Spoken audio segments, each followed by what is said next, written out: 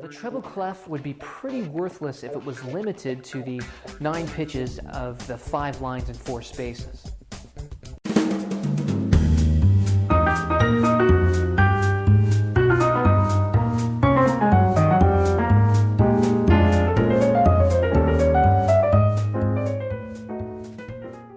Now, if you take a very close look at the staff, you will see that there is room to put notes on either side of the first and last line.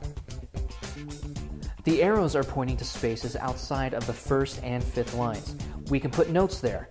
The space below the first line would be called D, because the first line is called E, and the space above the fifth line would be called G, because the fifth line, of course, is F. Now you might be asking yourself, why just ledger lines? Are there ledger spaces?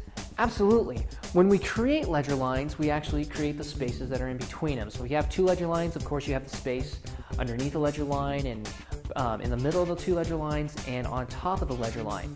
However, when we can go as far as we want, but when we go too far and use ledger lines and compose exclusively in them, it's really hard to read that way. It's hard to read in the ledger line, but we'll deal with that later.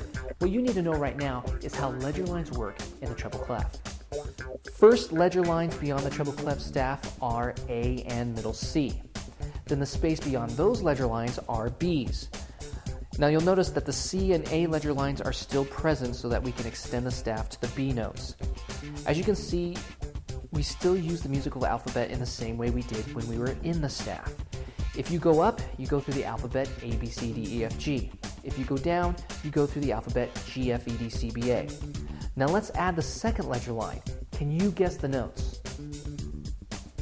The one below the staff is an A, and the one above the staff is a C.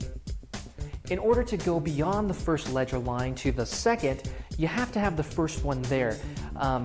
If the second one was only there and the first one was away, the second one would look like the first one and you couldn't go anywhere. So as you climb up, you have to add the ledger lines so we know where we are. Now you can see that 2 ledger lines are now present to give extension to the staff. This next figure will show you the progression of ledger lines to extend the staff beyond the 2 ledger lines. Remember, we can extend the range of the treble clef for as long as we want.